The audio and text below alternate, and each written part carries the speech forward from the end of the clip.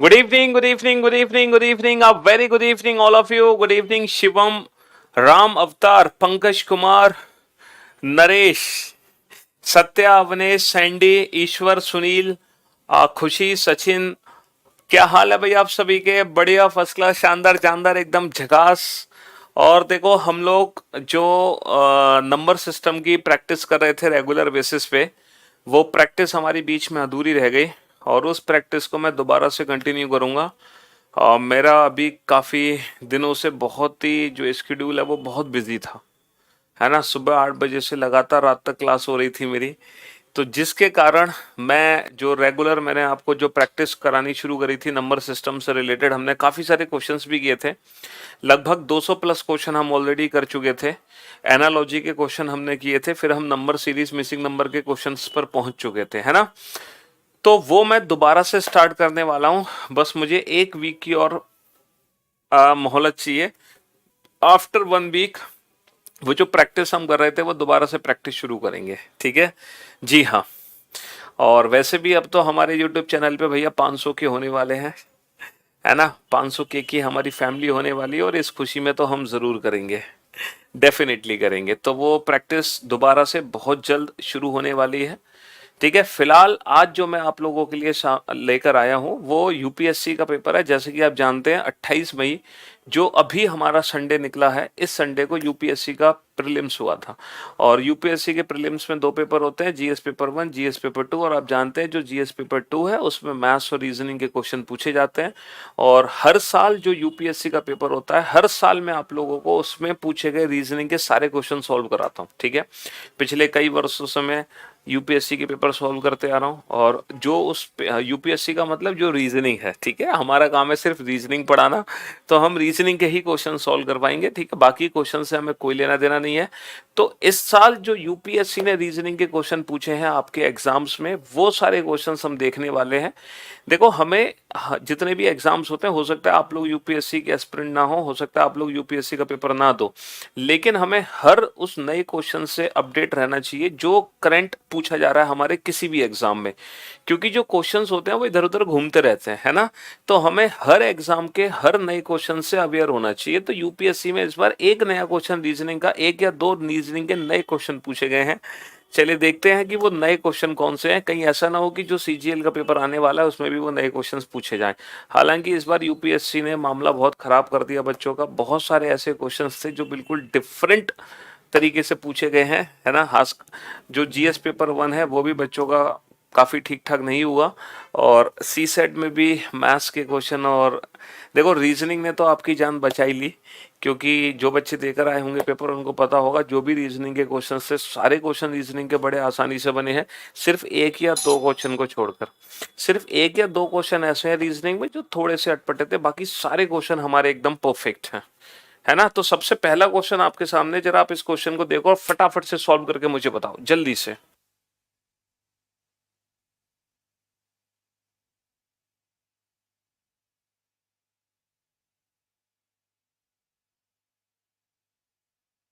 ये सबसे पहला क्वेश्चन आपके सामने है। और ये जो मैं क्वेश्चन करा रहा हूं, ये जो क्वेश्चंस की नंबरिंग है ना, ये जो क्वेश्चन की नंबरिंग हमने लिखी है 18, है ना, ये सेट ए है। जो यूपीएससी का सेट ए था ये उसकी नंबरिंग है। तो एज इट इज आपको नंबरिंग देखने को मिलेगी। अब देखना आप रीजनिंग के क्वेश्चंस को कितने सेकंड्स में उड़ा दोगे। जो रीजनिंग की बुक है 2023-24 एडिशन वाली, वो आने वाली है बेटा 9 जून, ठीक है। 9 जून को फ्लिपकार्ट पर सेल लगने वाली है, फ्लिपकार्ट पर लॉन्च होगी बेटा 9 जून को हमारी रीजनिंग की 2023 एडिशन वाली बुक, ठीक है। हालांकि मैं उस दिन भी लाइव आऊंगा, ठीक है। तब हम केक भी कट करेंगे। और केक कट करने की दो खुशी होंगी। पहली खुशी होगी बुक हमारी लॉन्च होगी 2023 एडिशन। दूसरी खुशी होगी कि हमारे 500 के सब्सक्राइबर हो जाएंगे। तो तब तक बेटा 9 जून तक 500 के कर दो सब्सक्राइबर। आपके पास एक हफ्ते का टाइम है, ठीक है जी हाँ। फिर आपको दो दो केक खाने को मिल जाएंगी। चलिए, तो भाई साहब ये क्वेश्चन आया है, यूपीएससी का क्वेश्चन है इस साल का, ठीक है। सी सेट का क्वेश्चन है। और देखो इस क्वेश्चन को आप चुटकियों में बना सकते हो। मुझे नहीं लगता ये 2.5 नंबर का क्वेश्चन 2.5 सेकंड से ज्यादा भी समय लेगा। हाँ क्यों भाई? ये है तो 2.5 नंबर का क्वेश्चन, लेकिन ये 2.5 सेकंड से ज्यादा का समय नहीं ले सकता क्वेश्चन। आप 2.5 सेकंड में उड़ा सकते हो इस क्वेश्चन को। 125 कुल छोटे छोटे घर है। आप जानते हैं कि अगर कुल घनों की संख्या 125 है, अगर कुल घनों की संख्या बाबू 125 है, तो इसका मतलब क्या है, n क्यूब की वैल्यू 125 है, तो n की वैल्यू हमारी क्या निकल कर आ गई, 5 निकल कर आ गई। अब हमसे पूछा क्या है, हमसे पूछा है कितने घन ऐसे हैं जो अन्य घनों द्वारा घिरे हुए हैं। How many smaller cubes are there which are surrounded by the other cubes from each side. आप लोग जानते हैं कि ऐसे कौन से क्यूब्स होते हैं जो बाकी क्यूब से घिरे रहते हैं, बाकी स्मॉलर क्यूब से। Sir these are inner central cube. ये अंतः केंद्रीय घन होते हैं। ये वो स्मॉलर क्यूब्स होते हैं जो बिल्कुल बीच में से निकलते हैं। जब हम किसी बिगर क्यूब को स्मॉलर क्यूब्स में कट करते हैं तो जो अंदर से बाहर निकलते हैं वही होते हैं इनर सेंट्रल क्यूब, और वही ऐसी क्यूब्स होते हैं जो बाकी बाहर से सारे घनों से घिरे रहते हैं। तो बेसिकली क्वेश्चन में ये पूछा गया है कि इनर सेंट्रल क्यूब्स की वैल्यू क्या है, और इनर सेंट्रल क्यूब का डायरेक्ट फॉर्मूला हमें पता है, n-2 का होल क्यूब। तो हम इस क्वेश्चन का आंसर डायरेक्ट दे सकते हैं without pen and paper. n की वैल्यू क्या होगी भाई, n की वैल्यू होगी 5, 5 माइनस का 2 3, 3 का क्यूब 27। लो भैया, हुआ 2.5 नंबर का क्वेश्चन 2.5 सेकंड में सॉल्व। जी हाँ, चलिए अगले क्वेश्चन पे चलते हैं। अगला क्या क्वेश्चन था, अगला क्वेश्चन था क्वेश्चन नंबर 24। ये नंबरिंग है बेटा सेट ए की, ठीक है। अब ये क्वेश्चन है बेटा नंबर मिसिंग नंबर का क्वेश्चन है, ठीक है। 7 9 10 से बना है 8, 9 11 30 से बना है 5, 11 17 21 से बना है 13। Then what is the value of 13 4 और 15। बताओ फटाक से इस क्वेश्चन का आंसर दो जल्दी से। हाँ, हम रेगुलर प्रैक्टिस स्टार्ट कराने वाले हैं, बस 1 वीक का और समय चाहिए हमें, ठीक है। फिर आपकी रेगुलर प्रैक्टिस दोबारा से शुरू होंगी। हाँ जी सर, आप बहुत पतले हो गए हैं। बिल्कुल यार, सुबह 8 बजे से रात के 8 बजे तक घिसते रहते हैं, है ना। बिल्कुल समय ही नहीं मिल पा रहा अपने लिए ना आप लोगों के लिए, ठीक है। क्लासेस रहती हैं, बहुत ज़्यादा क्लासेस हो गई हैं। अब थोड़ा क्लासेस से हम ब्रेक लेंगे, तब आप लोगों के लिए समय निकालेंगे नेक्स्ट वीक से। बस 1 वीक का और समय चाहिए, उसके बाद सब सेट। और फिर वो जो प्रैक्टिस हमारी हो रही थी ना नंबर सिस्टम वाली, वो दोबारा से प्रैक्टिस शुरू हो जाएगी, ठीक है जी हाँ। और 500 के होने की खुशी में भी, चलिए साहब। तो ये क्वेश्चन बड़ा आसान सा क्वेश्चन है मेरे भाई। 7 और 9 16 और 10 26, 26 का मतलब कितना होगा 8, 11 और 9 20 और 30 50, 50 का मतलब होगा 5, 11 और 17 28, 28 और 21 कितना होगा 49, 49 का मतलब होगा 13। यानी कि इंडिविजुअल डिजिट को आपस में ऐड कर दो। 10 और 9 19 और 7 26, इंडिविजुअल डिजिट को आपस में ऐड कर दो, है ना। 30 और 11 41 और 9 50, इंडिविजुअल डिजिट को आपस में ऐड कर दो। तो यही काम आपको यहाँ करना है। 23 और 4 27 और 15 कितना होगा 42, और इंडिविजुअल डिजिट को आपस में ऐड कर दोगे तो आंसर आ जाएगा 6। चलिए अब ये कोडिंग डिकोडिंग का क्वेश्चन है, देखते हैं आप। ये भी 2.5 नंबर का क्वेश्चन 2.5 सेकंड में सॉल्व, वो भी विदाउट पेन एंड पेपर। आपने देखा, आपने पहला क्वेश्चन बिना पेन पेपर के दिया, इसके लिए हमें किसी पेन की रिक्वायरमेंट नहीं है। रीजनिंग का जो दूसरा क्वेश्चन पूछा गया वो भी विदाउट पेन ही सॉल्व हुआ है, इसके लिए भी किसी पेन की जरूरत नहीं है। और ये जो रीजनिंग का तीसरा क्वेश्चन एग्जाम में पूछा गया है कोडिंग डिकोडिंग का, इसको भी हम विदाउट पेन ही बनाएंगे। देखते हैं कि रीजनिंग के कितने क्वेश्चन है जिसमें हमें पेन की जरूरत पड़ने वाली है। हालांकि इस बार बहुत खतरनाक पेपर बनाया है यूपीएससी ने, फिर भी रीजनिंग को हम किस लेवल तक लेके चलते हैं चलिए। तो 0 को कोड किया है चुर से, तो हमें बेटा अल्फाबेट और उसके अपोजिट अल्फाबेट की प्लेस की प्रैक्टिस हमारी बहुत शानदार तरीके से है। सर Z में +3 कर दिया, C बन गया 5 और 3 हो गया 8, 18 और 3 हो गया 21, 15 और 3 हो गया 18। तो हर एक लेटर में +3 कर दो मेरे भाई, 16 और 3 19। अब देखो इस क्वेश्चन को हम जल्दी कैसे सॉल्व करेंगे according to the given option. पहले 2 लेटर हर ऑप्शन में सेम है, तो हम पहले 2 लेटर को देखने नहीं वाले, पहले 2 लेटर को नहीं, हम सीधा तीसरे लेटर को देखेंगे। थर्ड लेटर क्या है, A+3 1 + 3 4, यानी कि D बनेगा D। अब हम चौथा लेटर नहीं देखेंगे, सीधा 5वां लेटर देखेंगे। 5वां लेटर क्या है, 5 और 3 8, 8 का मतलब होगा H, यानी कि H बनेगा। अब आखिरी का लेटर बेटा 18 और 3 21, 21 का मतलब U बनेगा। Option D is the right answer. तो कोडिंग डिकोडिंग में अगर मैं साथ की साथ ऑप्शन की मदद लूंगा तो हमारा आंसर जल्दी निकलेगा, ठीक है जी हाँ। +3 कर दो बेटा, हर एक लेटर में +3 कर दो। और अगर आप लोग बेटा सबसे लास्ट में इसी लेटर में +3 कर देते, 18 और 3 21, 21 का मतलब हो गया यू, और अगर मैं ऑप्शंस पे ध्यान दूं तो यू वाला सिर्फ एक ही ऑप्शन है, ऑप्शन डी। खत्म कहानी, ऑप्शन डी, बाकी सारे ऑप्शन गलत हो गए। अगर आप सारे लास्ट लेटर को ही चेक कर लें और उसमें +3 कर दें तो सीधा आपका आंसर आ जाएगा ऑप्शन डी। कुछ करने की जरूरत ही नहीं है।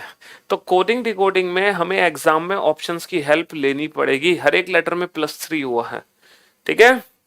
चलिए, अब ये क्वेश्चन है, हालांकि बेटा ये क्वेश्चन किसका है, इनइक्वलिटी का भी क्वेश्चन है, ये एज का भी क्वेश्चन है, बट है इनइक्वलिटी या रैंकिंग हम इसको बोल सकते हैं, क्योंकि रैंकिंग में कुछ क्वेश्चन इनइक्वलिटीज के आते हैं, ठीक है जी। हाँ जी, तो ए इज ओल्डर देन बी, ये इंडिविजुअल स्टेटमेंट्स हैं। जल्दी से आप इन स्टेटमेंट्स को पढ़िए, फटाफट से पढ़िए। 5 कथन है बाबू, 5। How many statements given above are required to determine oldest person और पर्सन्स। बेटा इनमें से ऐसे कितने कथन है जिसकी जरूरत पड़ेगी, है ना, ऐसे कितने कथनों की हमें जरूरत पड़ेगी ये बताने में कि इनमें से सबसे बड़ा कौन है आयु में, है। और आजकल आपने देखा कि इस बार एसएससी सीजीएल मेंस का जो पैटर्न था उसमें भी स्टेटमेंट वाले क्वेश्चन ज्यादा पूछे गए थे। हालांकि यूपीएससी में भी स्टेटमेंट वाले क्वेश्चन इस बार ज्यादा पूछे गए हैं। तो ये जो स्टेटमेंट से रिलेटेड क्वेश्चन है ये आजकल ज्यादा पूछे जा रहे हैं। क्यों पूछे जा रहे हैं? क्योंकि हमारी पढ़ने की आदत खराब होती जा रही है, हम क्वेश्चन को पढ़ना पसंद नहीं करते हैं। अब ये जो स्टेटमेंट वाले क्वेश्चन आएंगे एग्जाम में, तो कम से कम आपको क्वेश्चन एग्जाम में पढ़ना तो पड़ेगा। हाँ, 2023 वाली आ रही है बेटा, 9 जून को बुक आ रही है, 9 जून को फ्लिपकार्ट पर आएगी। बताओ फटाफट से, जल्दी से, ऐसे कितने स्टेटमेंट है जिसकी जरूरत पड़ेगी ये बताने में कि इनमें से सबसे बड़ा कौन है A B C D E F में से। चलो, अगर मैं पहला स्टेटमेंट पढ़ता हूं, ए बी से बड़ा है, ए उम्र में बी से बड़ा है, बहुत बढ़िया, पहला स्टेटमेंट है ये। दूसरा स्टेटमेंट है सी और डी की उम्र समान है, सी और डी समान आयु के हैं, बहुत बढ़िया। तीसरा है ई इज द यंगेस्ट, ई सबसे छोटा है, ये हमें बताता है कि ई सबसे छोटा है। F is younger than D, D से छोटा कौन है, डी से छोटा एफ है। F is older than A, F किससे बड़ा है, एफ ए से बड़ा है। और बाबू ए किससे बड़ा है, ए बी से बड़ा है। और ये वाला स्टेटमेंट बता रहा है कि ई सबसे छोटा है, ई सबसे छोटा है। तो सबसे ओल्डेस्ट कौन है, A B C D E F, सबसे ओल्डेस्ट कौन है, सी और डी। ये बात हमें कब पता चलेगी, ये बात हमें तब पता चलेगी जब हम इन सारे स्टेटमेंट्स का यूज कर लेंगे। अगर हमने एक भी स्टेटमेंट छोड़ दिया तो ये इंफॉर्मेशन लिंक नहीं हो पाएगी, क्योंकि ये जो इंफॉर्मेशन लिंक हुई है ये सारे स्टेटमेंट्स के थ्रू हुई है। तो इनमें से सबसे बड़ा कौन है ये पता लगाने के लिए हमें सारे स्टेटमेंट्स की जरूरत है। अब देखो, ये ब्लड रिलेशन का क्वेश्चन है। There are 5 members in the family, रक्त संबंध, है ना, खूनी रिश्ते। लेकिन ये क्वेश्चन भी एग्जाम में स्टेटमेंट की फॉर्म में पूछा गया है। 4 अलग अलग कथन दिए गए हमें, 4 अलग अलग कथन, और पूछा गया है बताओ इनमें से कौन सा कथन पर्याप्त है। ये डेटा सफिशिएंसी का क्वेश्चन है। सीजीएल मेंस में भी क्वेश्चन डेटा सफिशिएंसी की फॉर्म में पूछे गए थे, यहाँ भी क्वेश्चन डेटा सफिशिएंसी की फॉर्म में पूछा गया है। तो बेटा इस बार तैयार हो जाओ स्टेटमेंट की फॉर्म में आंसर देने के लिए, है ना। जो क्वेश्चन पढ़ने में आपको बोरियत होती थी ना, उस बोरियत को बेटा भूल जाओ, क्योंकि अब क्वेश्चंस एग्जाम में ऐसे दिखने वाले हैं आपको, लेंदी, जहां आपको क्वेश्चन की लैंग्वेज पढ़नी पड़ेगी, बिना पढ़े काम नहीं चलेगा। आप जो 1 लाइनर क्वेश्चंस बनाते थे ना, अब उनको भूल जाओ, क्योंकि अब हर एग्जाम का पैटर्न चेंज हो चुका है। अब किसी भी एग्जाम में वो 1 लाइनर क्वेश्चंस नहीं पूछे जा रहे हैं, अब हर एग्जाम में स्टेटमेंट वाले क्वेश्चंस पूछे जा रहे हैं। क्वेश्चन है तो आसान, बट स्टेटमेंट्स वाले क्वेश्चंस के लिए हमें क्या चाहिए, थोड़ा पेशेंस चाहिए, थोड़ा धैर्य चाहिए। हम इन क्वेश्चंस को तभी बना सकते हैं जब हमारे अंदर थोड़ा पेशेंस हो, ठीक है। हम हड़बड़ाहट करेंगे तो हम नहीं बना पाएंगे स्टेटमेंट वाले क्वेश्चन। हमसे पूछा है what is the relation of E to B, E का बी से क्या संबंध है। भाई ई का बी से क्या लेना देना है, इसके लिए मुझे किस कथन की जरूरत है, ई का बी से क्या लेना देना है, ई का बी से क्या लेना देना है, इसके लिए मुझे किस कथन की जरूरत है। पहला स्टेटमेंट है A and B are married couple, A और बी दोनों शादीशुदा हैं, ठीक है। दूसरा स्टेटमेंट है D is the father of C, D C के पिताजी हैं, दूसरा स्टेटमेंट। तीसरा स्टेटमेंट है ई इज डी सन, ई किसका बेटा है, डी का, डी का बेटा ई है, तो डी से नीचे ई बना दिया, दोनों स्टेटमेंट जुड़ चुके हैं, है ना। A and C are sisters, A और सी बहनें हैं, बाबू ए और सी बहनें हैं, अगर ए और सी दोनों बहनें हैं और ए का पति कौन है, ए का पति बी है, हमसे क्या पूछा था, ई का बी से क्या लेना देना है, ई का बी से क्या लेना देना है। तो बेटा ये कंप्लीट जो फैमिली ट्री बना है ये तब बना है जब ये सारे स्टेटमेंट्स हमने जोड़ दिए। तो all four statements together sufficient to answer the question.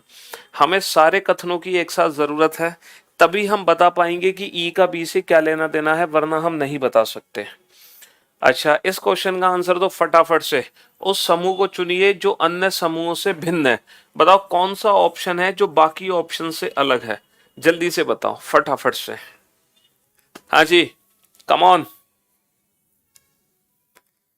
In numbers को पहचानो और बताओ कौन से ऐसा ऑप्शन है जो बाकी सारे ऑप्शन से आपको डिफरेंट दिखाई दे रहा है। जल्दी, तुक्का नहीं लगाने का भाई, कम ऑन। कौन बताएगा सबसे पहले आंसर, लेकिन विद लॉजिक बताना है, विदाउट लॉजिक नहीं बताना, ठीक है। ऑप्शन बी बिल्कुल गलत है, जो भी आप बता रहे हो वो लॉजिक के साथ बताओ, ठीक है। उसके पीछे मुझे लॉजिक चाहिए, तुक्का नहीं। ऑप्शन सी भी गलत है, अब तुम तुक्केबाजी मत करो भाई। अरे वाह, सत्या, सत्या ने सबसे पहले लॉजिक बताया मुझे, बहुत बढ़िया, शाबाश, वेरी गुड जॉब। हाँ जी, अरे भाई लॉजिक नहीं समझ पा रहे हो तुम, क्या हो गया आप लोगों को। नवीन यादव बहुत बढ़िया, शाबाश नवीन। अरे यूपीएससी का क्वेश्चन है, मानते हैं सीसेट का क्वेश्चन है, लेकिन है ना, ऐसा थोड़ी है कि यूपीएससी का क्वेश्चन आपके सीजीएल के एग्जाम में नहीं आ सकता, या आपके दिल्ली पुलिस के एग्जाम में नहीं आ सकता, या सीपीओ के एग्जाम में नहीं आ सकता है, सीएचएसएल में नहीं आ सकता, बिल्कुल आ सकता है, क्यों नहीं आ सकता। एक बच्चा कह रहा है 5 7 8 को प्राइम है, कौन सा 5 7 8 को प्राइम दिखाई दे रहा है आपको। अबे सीधी सीधी सी बात है, सारे प्राइम नंबर है, ये सब प्राइम नंबर है, ये सब प्राइम नंबर है, ये सब प्राइम नंबर है, लेकिन ये प्राइम नंबर नहीं है। तो ऑप्शन डी में से एक नंबर ने हमें धोखा दिया है, बाकी सब प्राइम नंबर है। ए सही है, बट लॉजिक लिखने में डर लग रहा है। अरे ए सही है, कैसे ए सही है, ये भी तो सारे प्राइम नंबर है, ये भी तो सारे प्राइम नंबर है, ठीक है। बताओ कौन सा प्राइम नंबर कहाँ नहीं है, हर जगह प्राइम नंबर आपको दिखाई दे रहा है, बस 91 को छोड़ के ये सारे के सारे प्राइम नंबर्स हैं। ओहो, ये बढ़िया क्वेश्चन है कैलेंडर का। तो जो मैंने कहा था कि यूपीएससी ने रीजनिंग में सारे क्वेश्चंस, मतलब देखो यूपीएससी ने जीएस वाले बच्चों को रुला दिया, मैथ्स में भी बच्चे रो गए, लेकिन रीजनिंग में बड़े खुश थे, है ना। जिन्होंने रीजनिंग पढ़ी थी वो तो टॉप टॉप रीजनिंग करके आए। सिर्फ एक या दो क्वेश्चन नए क्वेश्चन थे, जिसमें जिसमें एक ये वाला क्वेश्चन बढ़िया क्वेश्चन था, है ना, बढ़िया क्वेश्चन था। और इस क्वेश्चन की एक खास बात मैं आपको बता दूं, आप जहां भी आंसर की देखेंगे उस आंसर की में इस क्वेश्चन का आंसर आपको हर जगह गलत मिलेगा, ठीक है। हर कोचिंग इंस्टीट्यूट ने, मैं नाम नहीं लेना चाहूंगा किसी भी कोचिंग का, जितनी भी कोचिंग है जिन्होंने सी सेट की आंसर की निकाली है, मैं उनसे अनुरोध करता हूं, रिक्वेस्ट करता हूं कि इस क्वेश्चन का आंसर आप अपनी अपनी आंसर की में प्लीज करेक्ट कर लें, क्योंकि आपके टीचर्स ने इस क्वेश्चन का आंसर गलत दिया हुआ है। हाँ जी, अब बताएंगे आंसर गलत कैसे दिया हुआ है। चलिए, if today is Sunday then which day is it exactly on 10 की पावर 10th डे। पहले तो आप ये बताओ, 10 की पावर 10th डे चाहिए हमें, तो हमें टोटल ऑड डेज की वैल्यू चाहिए भाई। विदाउट ऑड डेज तो हम इस क्वेश्चन को बना ही नहीं सकते। ऑड डे क्या होगा, रिमाइंडर ऑफ 7, 7 का शेषफल होगा। अब 10 की पावर 10 में जब मैं 7 से भाग दूंगा तो मेरा रिमाइंडर कितना निकलेगा, ये कैसे कैलकुलेट किया जाए। तो यहाँ पे रिमाइंडर थ्योरम आपने पढ़ी है, आप जानते हैं कि रिमाइंडर की वैल्यू निकाली कैसे जाती है, आप बहुत अच्छे से जानते हैं भाई। 10 में जब मैं 7 से भाग दूंगा तो मेरा रिमाइंडर 3 निकलेगा। जब 100 में मैं 7 से भाग दूंगा तो 3 यहाँ आ गया 30, यानी कि 7 चौक 28, रिमाइंडर 2 निकलेगा। जब 1000 में मैं 7 से भाग दूंगा तो इसके आगे एक जीरो लगा दो, 7 दूनी 14, कितना बचा, 6 रिमाइंडर बनेगा। और जब मैं 10 की पावर 4 में 7 से भाग दूंगा तो एक और जीरो लगा दो, यहाँ 7 8 56, कितना बचा, 4 बचेगा, है ना। जब 10 की पावर 5 में जब 10 की पावर 5 में मैं 7 से भाग दूंगा तो मेरा रिमाइंडर, एक और जीरो लगा दो, 7 पंजे 35 आएगा। और जब 10 की पावर 6 में 7 से भाग दूंगा तो रिमाइंडर कितना आएगा बाबू, एक जीरो बढ़ा दो, 7 49, एक रिमाइंडर आएगा। और फिर 1 2 3 4 5 6 7, 10 की पावर 7 में एक जीरो लगा दो, एक जीरो लगा दो, 7 एकम 7, रिमाइंडर कितना आएगा? 3 आएगा। कहने का मतलब है कि जब मैं 10 में 7 से भाग दे रहा हूं या 10 की पावर में 7 से भाग दे रहा हूं तो मेरे रिमाइंडर 6 आए हैं। 1 2 3 4 5 6, और ये रिमाइंडर बार बार अब रिपीट होने लग जाएंगे। अब दोबारा से बेटा रिमाइंडर आएगा 3, फिर आएगा 2, फिर आएगा 6, फिर आएगा 4, फिर आएगा 5, फिर आएगा 1, फिर दोबारा से रिपीट होंगे 3 2। ठीक है, तो ये 6 रिमाइंडर मेरे बार बार रिपीट होते होंगे। ठीक है, ये 6 की साइकिल बना लेंगे। तो 10 की पावर 10 में जब मैं 7 से भाग दूंगा तो मेरा रिमाइंडर कितना आएगा? तो 10 की पावर 10 को मैं छोटा कर सकता हूं बेटा, हर 6 टाइप के रिमाइंडर है और 6 के बाद मेरी साइकिल बनी है, 6 से भाग दे के छोटा कर दो, 6 कम 6 कितने बचे? 4। तो जो 10 की पावर 4 का रिमाइंडर है बेसिकली वही 10 की पावर 10 का रिमाइंडर है। और 10 की पावर 4 का रिमाइंडर कितना है? 10 की पावर 4 का रिमाइंडर कितना है बेटा? 4। तो मेरा जो रिमाइंडर आने वाला है वो 4 रिमाइंडर आने वाला है। इसका मतलब 10 की पावर 10 में जब मैं 7 से भाग दूंगा तो रिमाइंडर की वैल्यू कितनी आएगी बेटा? रिमाइंडर की वैल्यू आएगी 4 आएगी। और सभी ने क्या किया, जैसे ही 4 आया उन्होंने संडे प्लस 4 करके थर्सडे आंसर बना दिया। मेरे भाई यहाँ वो गलती कर बैठे, क्योंकि ये यूपीएससी का क्वेश्चन था। क्वेश्चन को थोड़ा वैल्यू तो देते हैं। ऐसे थोड़ी कि बस आपने 4 रिमाइंडर निकाला और आपने +4 कर दिया। भाई साहब ये पूछा है 10 की पावर 10th डे, आपसे पूछा है यदि आज रविवार है तो 15वां दिन क्या होगा। और बाबू जो 15वां दिन होता है ना वो 14 दिन बाद आता है, आफ्टर 14 डेज। तो 15वां दिन अगर हम पूछ रहे हैं तो ऑड डेज बेटा 15 में 7 से भाग देके नहीं निकलेगा, एक कम करना पड़ेगा हमें, है ना। 14 में और रिमाइंडर निकालना पड़ेगा 7 का, क्योंकि 15वां दिन 14 दिन बाद आता है। जैसे मैं आपसे पूछूं 50वां दिन क्या है, तो जो 50वां दिन होगा ना वो 49 दिन बाद आएगा। तो जो रिमाइंडर हमारा निकलता है 7 का वो डेज के डिफरेंस में निकलता है, दिनों के अंतर में। तो यहाँ पे 4 रिमाइंडर आया है, लेकिन हम +4 नहीं करेंगे, हम क्या करेंगे? +3 करेंगे। क्या करेंगे? +3। 4 - 1 कर देंगे +3, और संडे +3। इसका आंसर वेंसडे होगा, थर्सडे आंसर नहीं होगा, बिल्कुल नहीं होगा। ठीक है, अगर वो पूछता 10 की पावर 10 दिन बाद क्या होगा तो डेफिनेटली संडे +4 थर्सडे होता, लेकिन उसने पूछा 10 की पावर 10वां दिन क्या होगा, तो 4 की जगह हम 3 जोड़ेंगे, यानी कि वेंसडे होगा, क्योंकि 15वां दिन आता है 14 दिन बाद, एक दिन का फर्क हो जाता। बस यही इस क्वेश्चन में थोड़ा सा अंतर था। ठीक है जी, चलिए साहब। 3 ट्रैफिक सिग्नल है, प्रत्येक सिग्नल का रंग हरे से लाल फिर लाल से हरा बदलता है। हरे से लाल रंग बदलने में, देखो हरे से लाल रंग बदलने में जो पहला सिग्नल है वो 25 सेकंड लेता है, दूसरा सिग्नल 39 सेकंड लेता है, दूसरा सिग्नल 39 सेकंड लेता है, तीसरा सिग्नल 60 सेकंड लेता है, तीसरा सिग्नल 60 सेकंड लेता है हरे से लाल बदलने में।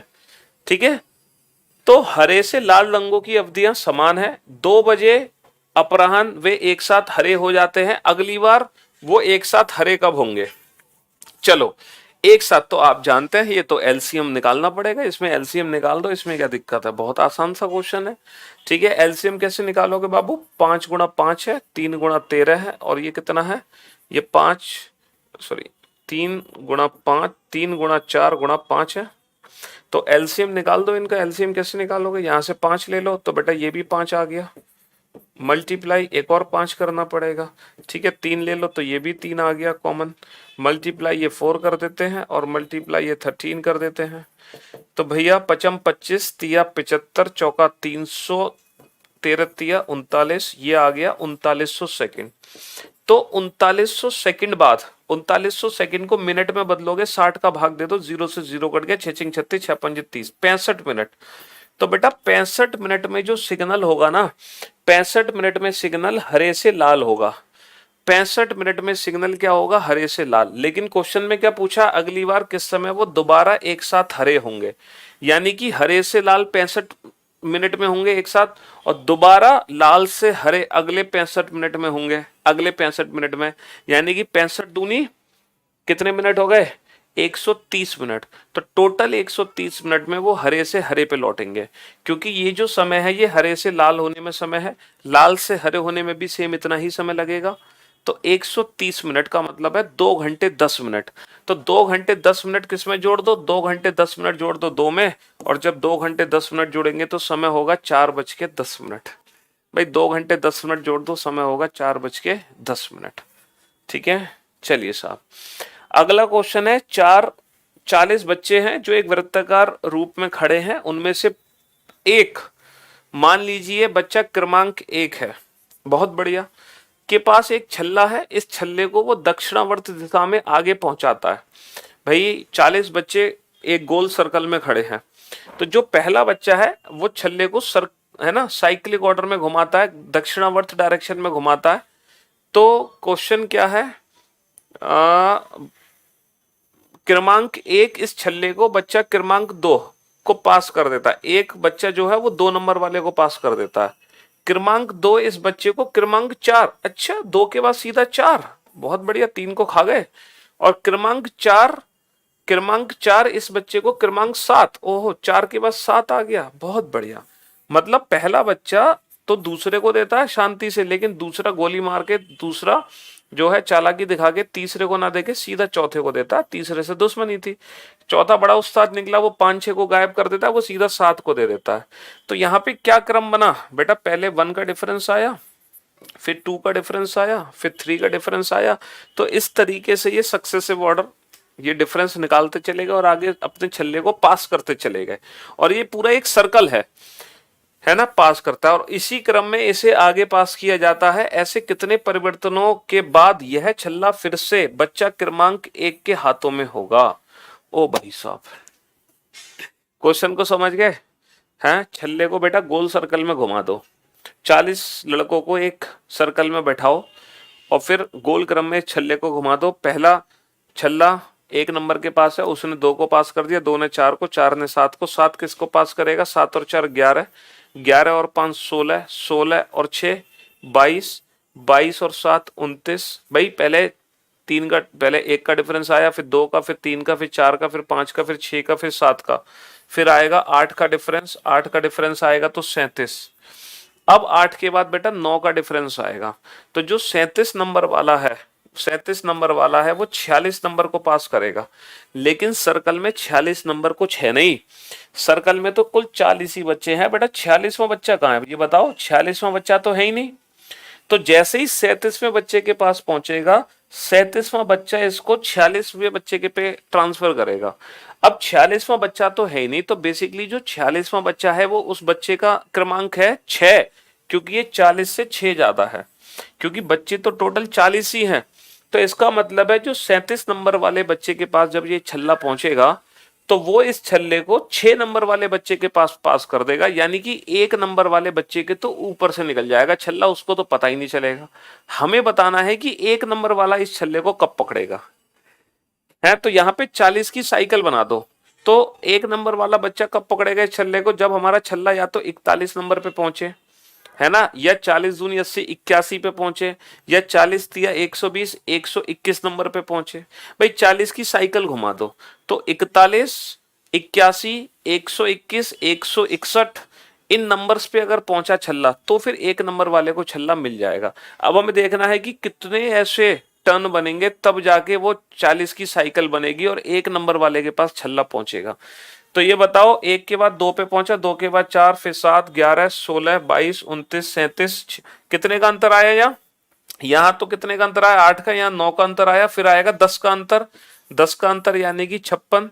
10 के बाद आएगा बाबू 11 का अंतर आएगा, 10 के बाद 11 का अंतर आएगा तो 67, फिर 12 का अंतर आएगा, 12 का अंतर आएगा तो 79, फिर 13 का अंतर आ गया, 13 का अंतर आ गया बेटा, 9 और 3 12, और 7 और 1 8 और 1 9 92, फिर 14 का अंतर आ गया, 14 का अंतर आ गया 106, है ना। अभी भी बेटा 40 की साइकिल नहीं बनी। फिर 15 का अंतर आ गया 121, फाइनली मिल गया छल्ला 1 नंबर वाले को, क्योंकि 121 नंबर ही है 1 नंबर। भाई 40 दिया 120, यही है 1 नंबर, इसी का मतलब है 1 नंबर, क्योंकि 40 की साइकिल बनी है। अब बताओ कितने टन बाद ये छल्ला 1 नंबर को मिला है? हैं कितने ऐसे टन लगे? 1 2 3 4 भाई एक इस पे बना तो यहां से काउंटिंग होगी ना, 1 2 3 4 5 6 7 8 9 10 11 12 13 14 15 है ना, 15। तो 15 टन बाद ये छल्ला 1 नंबर पे दोबारा पहुंचा। 15 टन बाद ये छल्ला है ना दोबारा पहुंचा 1 नंबर वाले के पास। चलिए साहब, ओके। अगला क्वेश्चन फिर से स्टेटमेंट का क्वेश्चन है। पढ़ो बेटा, पेशेंस के साथ इस क्वेश्चन को पढ़ो, क्योंकि पेशेंस के साथ क्वेश्चन पढ़ना बहुत जरूरी है। क्योंकि इस बार English medium syllogism page number 346 question number 34। अरे भाई साहब, क्या हो गया तुम्हें? क्यों ऐसा घबरा रहे हो तुम एकदम? हाँ, page number 346, page number 346 page number 340। गलत क्वेश्चन है क्या भाई? सॉल्यूशन नहीं दिया क्या? है क्वेश्चन नंबर 34। क्या दिक्कत है इस क्वेश्चन में? No ball is gun. Ball से गन का रिलेशन बना लो बाबू। बॉल से गन का रिलेशन बनेगा। बॉल से गन का रिलेशन, स्टिक और स्टिक जुड़ गया, अम्ब्रेला अम्ब्रेला नहीं, पहला गलत हो गया। गन और बैट का रिलेशन बना लो। गन और बैट, ये सही हो गया, चौथे को उल्टा पढ़ के, है ना। डज नॉट फॉलो देखना है ना। तो डज नॉट फॉलो का मतलब होता है बेटा वो कंक्लूजन जो कंक्लूजन भी गलत है और उसकी पॉसिबिलिटी भी गलत है। ठीक है, इनमें वो कंक्लूजन छाटो जो कंक्लूजन भी गलत हो और पॉसिबिलिटी भी गलत हो। डू नॉट फॉलो का मतलब होता है, डू नॉट फॉलो वो कंक्लूजन होगा जो एज ए कंक्लूजन भी गलत है और उसकी पॉसिबिलिटी भी गलत है। न्यू बुक 9 जून को लॉन्च होगी फ्लिपकार्ट पर।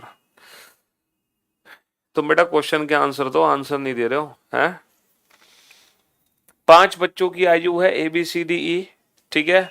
वो किसी भी दो उत्तरोन्मुख आयु के बीच में 2 वर्षों का अंतर है। मतलब हर दो व्यक्ति के बीच में जो एज डिफरेंस है बेटा वो 2 साल का एज डिफरेंस है। हर दो के बीच में 2 साल का एज डिफरेंस है। हर दो के बीच में 2 साल का एज डिफरेंस है। ये पहले से ही क्वेश्चन में दिया है, ये पहले से ही क्वेश्चन में दिया है, ठीक है। पहला स्टेटमेंट है the age of the eldest is 3 times the youngest. ये कह रहे हैं कि जो सबसे बड़ा है वो उम्र में 3 गुना है सबसे छोटे का। जो सबसे बड़ा है वो उम्र में 3 गुना है सबसे छोटे का। और बाबू इनके बीच में 2-2 साल का अंतर है। मान लो सबसे छोटे की आयु x है, तो उससे बड़े की हो गई x+2, उससे बड़े की हो गई x+4, उससे बड़े की हो गई x+6, तो सबसे बड़े की हो गई x+8 है भाई। 2 4 6 8 x+8 हो गई सबसे बड़े की। अब ये कह रहे हैं कि जो सबसे बड़ा है, जो सबसे बड़ा है वो सबसे छोटे का 3 गुना है। तो क्या आप x की वैल्यू नहीं निकाल सकते? बिल्कुल निकाल सकते हैं, हमें एज पता चल गई पहले स्टेटमेंट से। दूसरा है the average age of the children is 8 year. ये कह रहे हैं इन सबका एवरेज कितना है? 8। अगर इन सबका एवरेज 8 है, अगर इन सबका एवरेज 8 है तो क्या आप x की वैल्यू नहीं निकाल सकते? बिल्कुल निकाल सकते हैं। यानी कि दूसरे स्टेटमेंट से भी हमें पता चल जाएगी कि एज क्या है। तो इस क्वेश्चन का आंसर क्या होगा? The question can be answered by using either statement alone. हाँ जी, इस प्रश्न का उत्तर हम दोनों में से किसी भी अकेले कथन से दे सकते हैं। पहले कथन से भी आंसर निकाल सकते हैं, दूसरे कथन से भी आंसर निकाल सकते हैं। क्योंकि हमें पता है कि दोनों की एज डिफरेंस 2-2 है, मतलब हर दो व्यक्ति की एज डिफरेंस में 2 का अंतर है। तो पहले स्टेटमेंट से भी एज निकल आएगी, सेकंड से भी निकल आएगी। तो क्वेश्चन दिखने में खतरनाक है लेकिन सॉल्व करने में उतना खतरनाक नहीं है। अब ये इनइक्वलिटी का क्वेश्चन है। अब मैं चाहता हूं हर बच्चा इस इनइक्वलिटी के क्वेश्चन का आंसर दो। अरे बताया तो था, क्लास को कंटिन्यू करेंगे, अगले हफ्ते से कंटिन्यू करेंगे, ठीक है। हाँ जी, अगले हफ्ते से कंटिन्यू करेंगे। अभी थोड़ा सा हमारा जो शेड्यूल है वो बहुत ही ज़्यादा बिजी था, तो अगले हफ्ते से हम दोबारा से वही नंबर सिस्टम, वो सारी प्रैक्टिस दोबारा से कंटिन्यू करने वाले हैं। देखो सारे बच्चे तो भाग गए इतने बड़े बड़े क्वेश्चन देख के। वो इस तरह से भागे हैं जैसे ये क्वेश्चन उनके एग्जाम में आने नहीं वाले हैं। ये तो सर यूपीएससी में आए हैं, ये तो सर आईएएस के क्वेश्चन है, हमारे में नहीं आएंगे। जब वो अपने एग्जाम में इन क्वेश्चन को देखेंगे तब उनको याद आएगा। तो इन क्वेश्चंस को देख के भागो मत, क्योंकि सीजीएल मेंस में भी स्टेटमेंट वाले क्वेश्चंस ही बहुत पूछे गए हैं। इसीलिए इन क्वेश्चंस की प्रैक्टिस कर लो, स्टेटमेंट वाले क्वेश्चंस की। थोड़ा पेशेंस रखो, हैं। पेशेंस नहीं रखोगे इन क्वेश्चंस को पढ़ने का तो काम नहीं चलने वाला। इनटू का अर्थ क्या है? A into B means A is not smaller than B। भैया P इंटू क्यू का मतलब है P Q से छोटा नहीं है। अब P Q से छोटा नहीं है तो इसका मतलब P Q से या तो बड़ा है या बराबर है। भाई छोटा नहीं है, बड़ा है, बराबर है। तो इंटू का मतलब तो ये हो गया, है ना। माइनस का मतलब क्या है कि ए बड़ा नहीं है बी से, ए बड़ा नहीं है। अब पी बड़ा नहीं है टी से, तो बड़ा नहीं है इसका मतलब छोटा या बराबर है। भाई बड़ा नहीं है, छोटा या बराबर है। डिवाइड का मतलब क्या है कि ना तो बड़ा है ना बराबर है। भैया बड़ा भी नहीं है बराबर भी नहीं है, इसका मतलब छोटा है।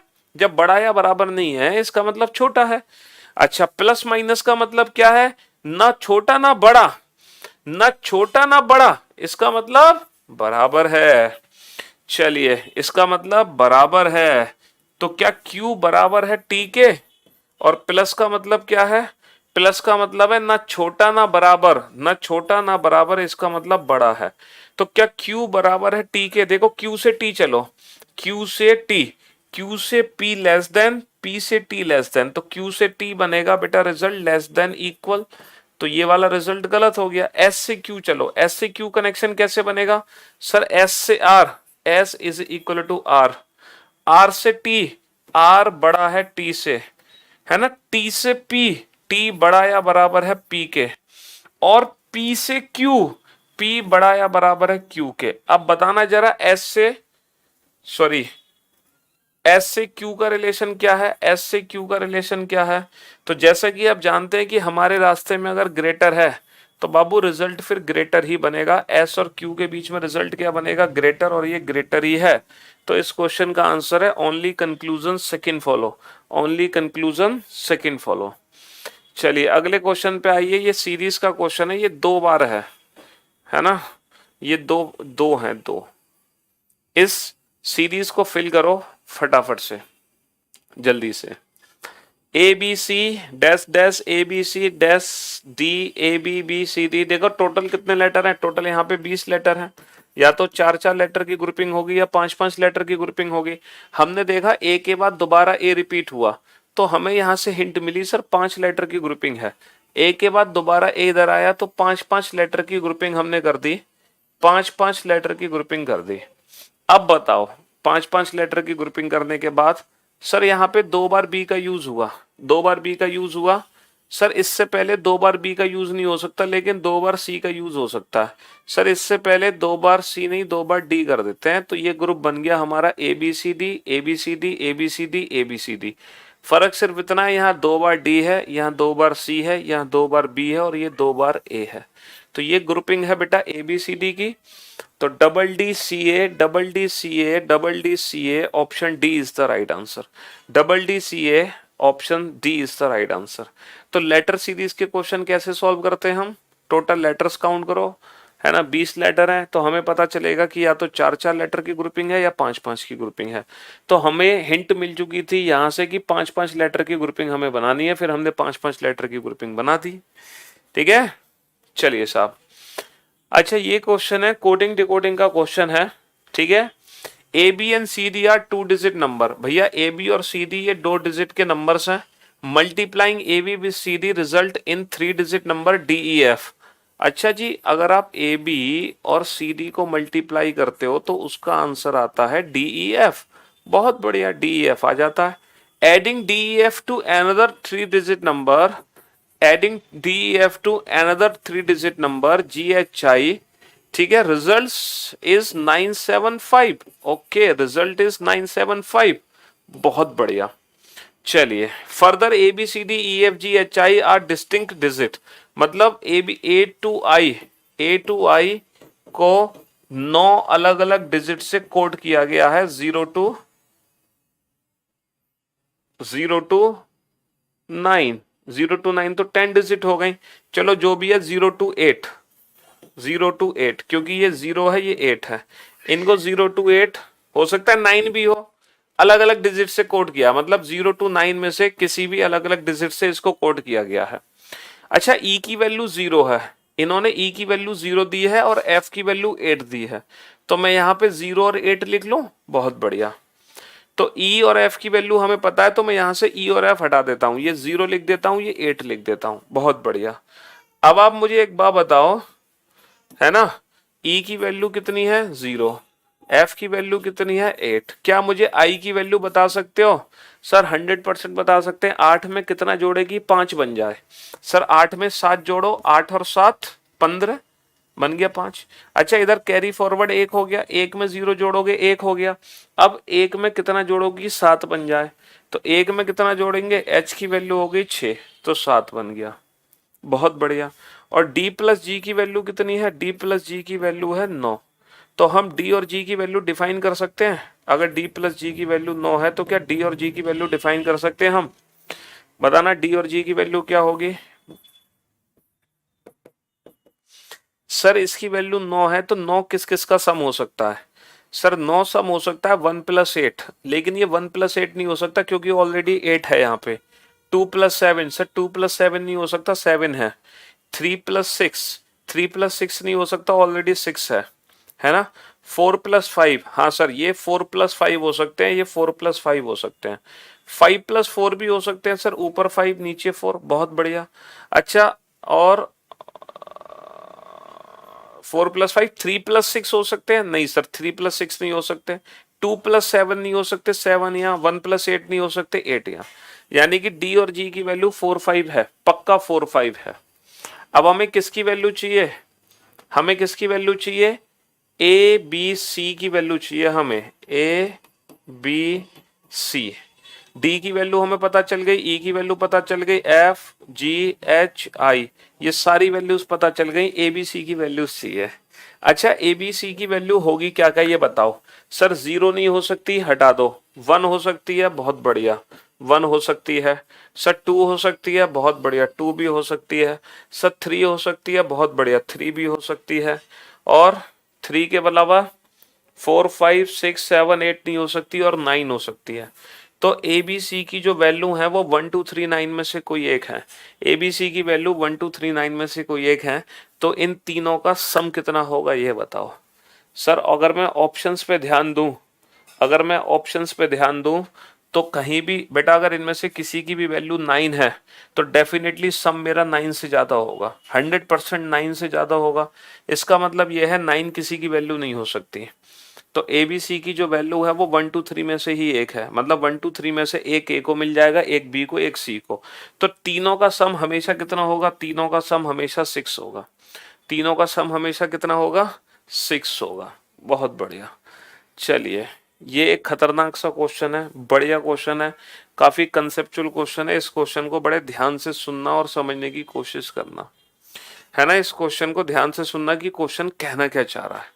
ठीक है, बहुत शानदार क्वेश्चन है। क्वेश्चन क्या है, क्वेश्चन ये है कि 5 प्रत्याशी हैं पी क्यू आर एस और टी के बारे में निम्नलिखित कथनों पर विचार कीजिए जिनमें से 2 कथन सत्य हैं और 1 असत्य है।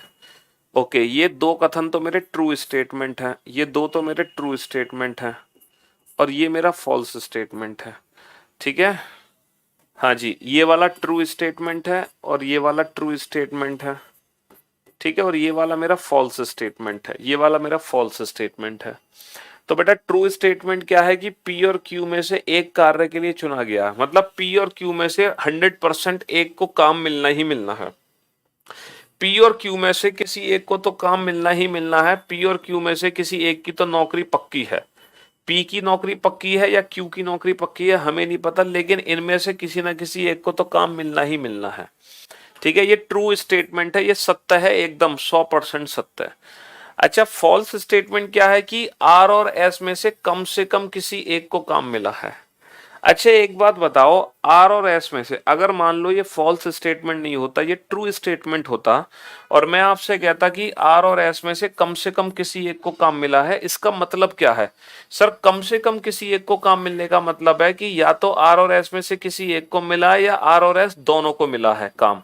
या तो किसी एक को काम मिला है या दोनों को काम मिला है। भाई कम से कम एक का मतलब क्या है, या तो दोनों को ही काम मिला है या किसी एक को मिला है, अगर ये ट्रू स्टेटमेंट होता तो। बट ये ट्रू नहीं है, ये फॉल्स है। तो फॉल्स स्टेटमेंट है, इसका मतलब क्या है, कम से कम किसी एक या दोनों का। इसका विपरीत क्या होगा, दोनों में से किसी को काम नहीं मिला, दोनों में से किसी को काम नहीं मिला। ना तो आर को काम मिला है ना एस को काम मिला है, ये फॉल्स था। फॉल्स को हमने ट्रू में कन्वर्ट कर दिया, ये ट्रू स्टेटमेंट है, अब ये भी ट्रू स्टेटमेंट हो गया। देखो आर और एस में से किसी एक को कम से कम काम मिला है। ठीक है, आर और एस में से कम किसी एक को काम मिला है। ठीक है, इसका ट्रू हमने क्या कर दिया, दोनों में से किसी को काम नहीं मिला। चलिए तीसरा स्टेटमेंट है आर एस और टी में से अधिक दो को काम मिला है। देखो इसका मतलब है अधिक से अधिक दो को मिला है, इसका मतलब मैक्सिमम दो है, मिनिमम जीरो भी हो सकते हैं। और आर और एस को तो काम मिला ही नहीं है, किसी भी कीमत पे नहीं मिला आर और एस को। तो ये कह रहे हैं टी को काम मिल भी सकता है और टी को काम नहीं भी मिल सकता। टी को काम मिल भी सकता है और टी को काम नहीं भी मिल सकता, इसकी कोई गारंटी नहीं है, कोई गारंटी नहीं है। अब आप बताओ कि कौन सा स्टेटमेंट हमारा, कौन सा कंक्लूजन हमारा ट्रू होगा। At least 4 were selected for the job, कम से कम 4 लोग जॉब के लिए सेलेक्ट हुए हैं, बिल्कुल गलत जवाब, क्योंकि इनमें से कोई एक सेलेक्ट हुआ है, इनमें से 0, और ये हो भी सकता है और नहीं भी हो सकता। तो यानी कि मैक्सिमम 2 या मिनिमम 1 जॉब के लिए सेलेक्ट हुआ है, ये हमारा आंसर है। कम से कम 4 सेलेक्ट हुए हैं, ये बिल्कुल गलत है ना। कम से कम, है ना, ज्यादा से ज्यादा 2 ही सेलेक्ट हुए हैं, 2 या 2 से कम। अच्छा, S was selected for the job, क्या एस को नौकरी मिली? ये तो पहले ही मना कर दिया गया है, एस को कोई नौकरी नहीं मिली है। तो इनमें से कोई भी कथन हमारा सत्य नहीं है। Neither first nor second strong, neither first nor second strong. ठीक है, हाँ जी। ओके, ये भी कुछ ऐसा ही क्वेश्चन है बेटा, ट्रू फॉल्स वाला। ये भी कुछ ट्रू फॉल्स वाला ही क्वेश्चन है। इफ पी इज ट्रू, यदि पी सत्य है तो क्यू और एस दोनों सत्य हैं। यदि पी सत्य है बाबू, अगर पी सत्य है ना, तो क्यू को भी सत्य होना पड़ेगा और एस को भी सत्य होना पड़ेगा। बहुत बढ़िया, ये पहला स्टेटमेंट है। यदि पी सत्य है तो क्यू और एस दोनों को सत्य होना पड़ेगा। दूसरा स्टेटमेंट क्या है? If R and S are true, अगर आर और एस दोनों सत्य हैं, अगर आर और एस दोनों सत्य हैं, तब डेफिनेटली टी गलत है, तब डेफिनेटली टी गलत है। चलिए साहब, अब क्वेश्चन क्या है, हम इंडिविजुअल ऑप्शंस को पढ़ते हैं, फर्स्ट और सेकंड को। जरा सेकंड ऑप्शन को पढ़ो, बढ़िया क्वेश्चन है, दिमाग की नसें खुल जाएंगी तुम्हारी। इस क्वेश्चन को समझ लिया ना तो दिमाग की नसें खुलना पक्का तय है।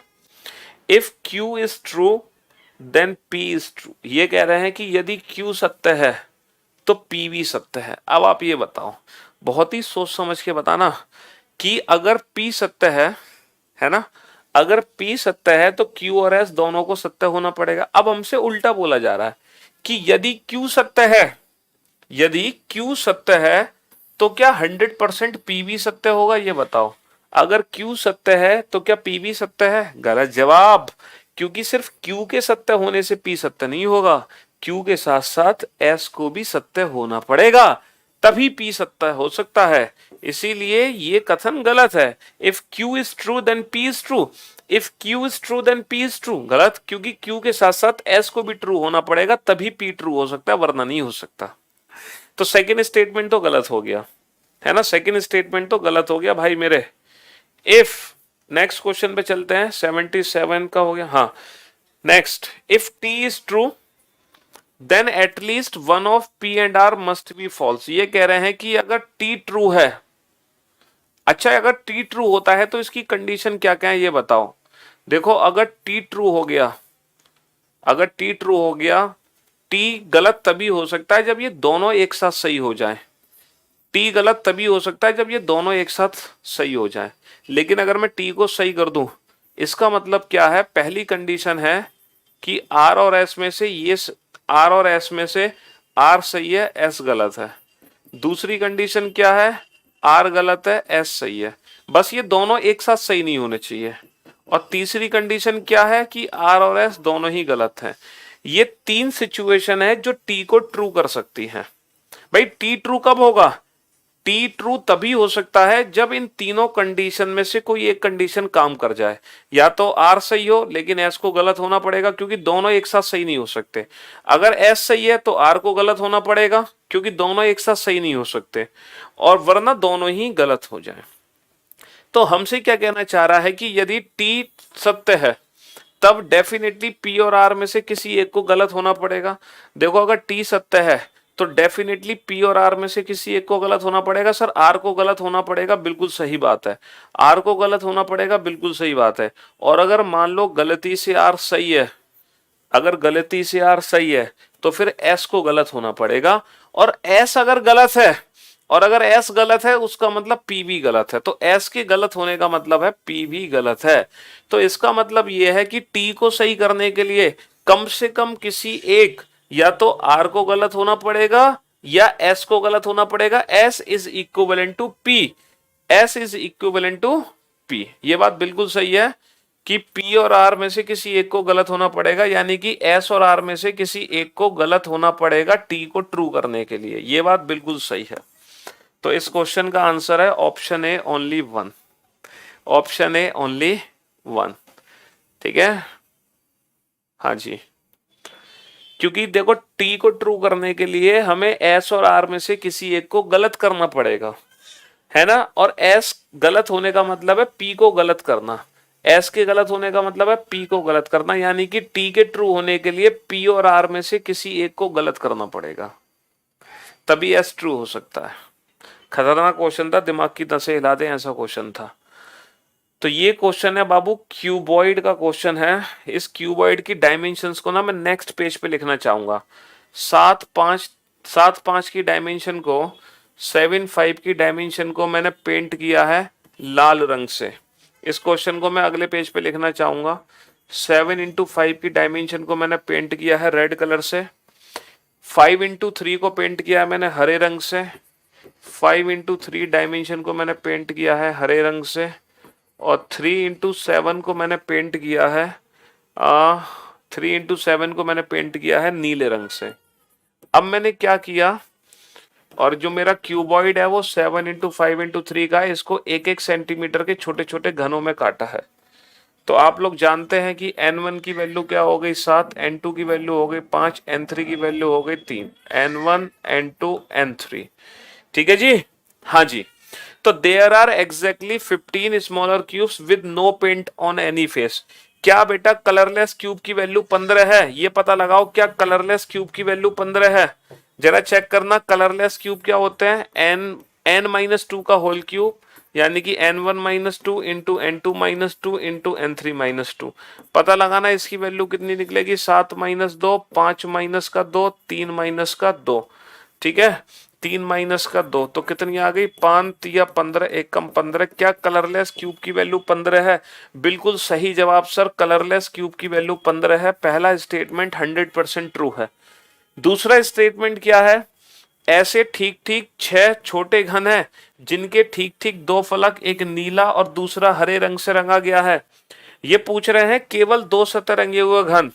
हमसे पूछ रहे हैं दूसरे स्टेटमेंट में, ये पहला स्टेटमेंट था, दूसरे स्टेटमेंट में पूछ रहे हैं केवल 2 सतह रंगे हुए घन पूछ रहे हैं, लेकिन एक सतह कौन सी हो, नीली, एक सतह हरी। हमसे पूछ रहे हैं एक सतह नीली और एक सतह हरी। केवल 2 सतह रंगे हुए घन चाहिए, एक सतह हो नीली, एक सतह हो हरी। तो बेटा ये कैसे कैलकुलेट करते हैं? हमें पता है ब्लू और ग्रीन का कॉम्बिनेशन में क्या कॉमन है बेटा, ये कॉमन है, ब्लू और ग्रीन के कॉम्बिनेशन में 3 कॉमन है। तो इसका डायरेक्ट फॉर्मूला क्या बनेगा, 4 × n3-2। तो वो 2 सतह रंगे हुए छोटे घन जिसकी एक सतह नीली एक सतह हरी है। कैसे कैलकुलेट होगा, दोनों में कॉमन क्या है 3, 3 का मतलब n3, तो 4 × n3-2, क्योंकि ये फॉर्मूला 3 हिस्सों में बटा हुआ है। 4 × n1-2 plus 4 × n2-2 plus 4 × n3-2। ठीक है, तो यहाँ पे n3 की वैल्यू रख दो 2, तो हमारा आंसर आ जाएगा 4। तो सिर्फ 4 ऐसे छोटे घन बनेंगे जिसकी एक सतह नीली और एक सतह हरी है। लेकिन यहाँ पे क्या है, यहाँ पे कितना दिया हुआ है, यहाँ पे दिया हुआ है 6, तो ये बिल्कुल गलत दिया हुआ है। इसीलिए इस क्वेश्चन का आंसर आएगा ऑप्शन ए। इसीलिए इस क्वेश्चन का आंसर आएगा ऑप्शन ए।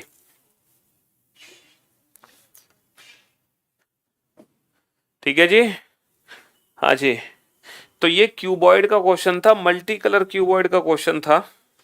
बस देखो क्वेश्चन की लैंग्वेज ना बहुत बड़ी बड़ी लिखी हुई है।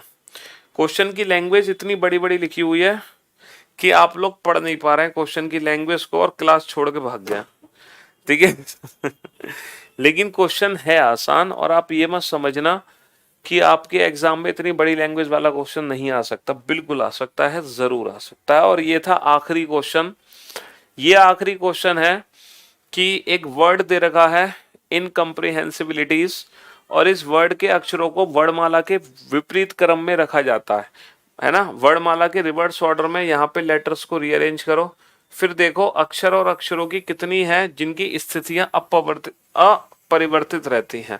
मतलब भाई साहब, मतलब ये क्या पूछना चाह रहे हैं, समझ से बाहर है। एक वर्ड है और लो लिख भी नहीं पा रहा मैं तो, इतना बड़ा वर्ड है। इसको ना, इसके लेटर्स को रिवर्स अल्फाबेटिकल ऑर्डर में लिखना है। जैसे कि सबसे बड़ा लेटर क्या है, सबसे बड़ा लेटर है यहाँ पे एस। एस के दो लेटर हैं तो यहाँ पे लिखो एस और एस। एस के बाद क्या है, एस के बाद है आर, तो यहाँ पे लिखो आर। तो इस तरीके से लिखते चले जाओ और फिर ऐसे देखो कि ऐसे कितने लेटर हैं जिसकी पोजीशन मैच हो रही है। मतलब आर के नीचे आर है, ई के नीचे ई है, ऐसे कितने ऊपर लेटर्स हैं जो नीचे वाले लेटर से मैच हो जाएंगे, वही हमारा आंसर होगा। तो इसमें कुछ नहीं करना, बस ये क्वेश्चन दिया हुआ है टाइम वेस्ट कराने के लिए एग्जाम में कि आप आराम से छांट छांट के सारे लेटर्स उल्टे लिखते चले जाओ। ठीक है, पूरा लिखें। चलो पूरा लिखते हैं। तो हमें वर्ड को ढंग से लिखना पड़ेगा। मैं यही लिख लूं, यही लिख लेता हूं। चलो यहाँ पे कितने एस हैं, यहाँ पे दो एस हैं। दो एस के बाद यहाँ पे एक आर है। सॉरी, सबसे पहले बेटा टी आएगा, इनकम्प्रीहेंसिबिलिटी में टी आएगा, टी सबसे पहले टी आएगा ना बाबू। टी के बाद हमारे पास कितने एस हैं, हमारे पास दो एस हैं। एस से छोटा लेटर क्या है, आर। आर कितने हैं हमारे पास, सिर्फ आर सिर्फ एक ही है। अच्छा, आर से छोटा होता है क्यू, यहाँ पे क्यू है सर, यहाँ पे क्यू नहीं है। क्यू से छोटा होता है पी, यहाँ पे कितने पी हैं सर, यहाँ पे एक सिंगल पी है। पी से छोटा क्या होता है, हाँ जी, पी से छोटा होता है ओ, यहाँ पे कितने ओ हैं, सिर्फ एक ही ओ है। ओ से छोटा होता है एन, यहाँ पे कितने एन है, लेटर एन, एक लेटर एन है, दो लेटर एन है, यहाँ पे दो एन है। एन से छोटा होता है एम, यहाँ पे कितने लेटर एम है, एम सिर्फ एक ही एम है। एम से छोटा होता है एल, यहाँ पे कितने एल है, एक एल है, सिर्फ एक ही सिंगल एल है। एल से छोटा क्या होता है के, यहाँ पर कितने के हैं, एक भी के नहीं है। के से छोटा होगा जे, यहाँ पर जे नहीं है। जे से छोटा होगा आई, यहाँ पे कितने आई है, एक आई है, दो आई है, तीन आई है, चार आई है, और भाई साहब पांच, पांच लगातार आई है। एक, दो, तीन, चार, पांच, पांच लगातार आई है। बहुत बढ़िया। आई से छोटा क्या होता है, एच। यहाँ पे कितने एच दिखाई दे रहे हैं आपको, सिर्फ एक सिंगल एच दिखाई दे रहा है मुझे। एच से छोटा होता है जी, यहाँ पे कोई भी जी नहीं है। जी से छोटा होता है एफ, यहाँ पे कोई भी एफ है नहीं है। एफ से छोटा ई, कितने ई है यहाँ पे, एक ई है, दो ई है और तीन, तीन ई है, एक दो तीन ई है। ई से छोटा होता है डी, यहाँ पे कोई डी है नहीं है। डी से छोटा सी, सर एक सी है, और सी से छोटा बी और एक बी है। ये सारे लेटर्स मैंने रीअरेंज कर दिए। अब देखो ऐसे कितने लेटर्स हैं जिन्होंने अपनी पोजीशन चेंज नहीं की। सर ये चेंज हो गया, ये भी चेंज, ये भी, ये भी, ये आई के नीचे आई मिल गया और इस आई के नीचे आई मिल गया। सिर्फ दो ऐसे लेटर्स हैं जिन्होंने अपनी पोजीशन चेंज नहीं की, बाकी सबने चेंज कर ली। और ये थे आपके इस साल के यूपीएससी के क्वेश्चन जो कि आपके सीसेट एग्जाम में पूछे गए हैं। Civil services aptitude test reasoning के क्वेश्चन है ये, है ना। करीबन 17-18 क्वेश्चन है रीजनिंग के 80 में से, ठीक है। और ये जो 17-18 क्वेश्चन आपने किए हैं, ये जो 17-18 क्वेश्चन आपने किए हैं, इन 17-18 क्वेश्चंस को आप लोग तसल्ली से घर पे आराम से सॉल्व कर लेना, ठीक है। क्यों, क्योंकि अब जो आपके अपकमिंग एग्जाम्स होने वाले हैं, हो सकता है इन क्वेश्चन जैसा कोई और क्वेश्चन आपके एग्जाम में आपको देखने को मिल जाए, ठीक है। हाँ जी, क्योंकि आप जानते हैं यूपीएससी सबके लिए स्टैंडर्ड है, ठीक। तो और आपने देखा भी था कि सीजीएल मेंस में जो क्वेश्चन पूछे गए थे वो थोड़े लैंग्वेज बेस्ड क्वेश्चन थे, तो लैंग्वेज बेस्ड क्वेश्चन यहाँ भी आपके एग्जाम में आ सकते हैं। तो थोड़ा प्रैक्टिस कर लो लैंग्वेज बेस्ड क्वेश्चन की, ठीक है। बुक आ रही है 2023 वाली 9 जून को, ठीक है। तो मैं 9 जून को लाइव आऊंगा दोबारा अपने चैनल पर, है ना, आपको केक खिलाने। उसके पीछे दो कारण, एक तो हम बुक लॉन्च करेंगे, दूसरा कारण कि हमारे इस YouTube फैमिली में 500 के होने वाले हैं।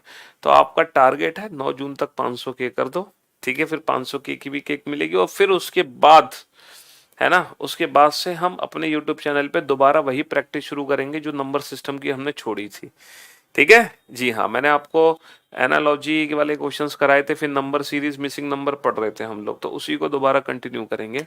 तो इस साल के सारे क्वेश्चंस हम करेंगे नंबर वाले, फिर कोडिंग डिकोडिंग वाले, और फिर एक्सट्रैक्ट।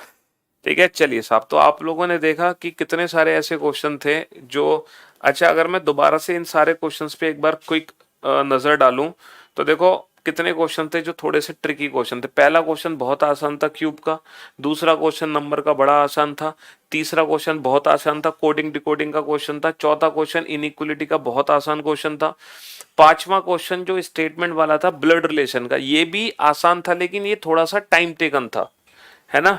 फिर छठा क्वेश्चन बहुत आसान था, है ना, 2-3 सेकंड का क्वेश्चन था। और फिर ये क्वेश्चन बेटा, सातवां क्वेश्चन बेहद आसान, सिर्फ इसमें एक ट्रिक थी, 10 की पावर 10th डे का मतलब क्या है, बस ये ट्रिक थी। इस ट्रिक को समझना था कि 4 नहीं जोड़ना था, 3 जोड़ना था हमें। और लास्ट के जो 2-3 क्वेश्चन थे वो थोड़ा कंफ्यूजिंग वाले थे, उनको हमें तसल्ली से पढ़ना था। ठीक है चलिए, love you guys, love you all, मुलाकात करते हैं अब आपसे 9 जून को। Till then goodbye, thank you so much, thanks a lot.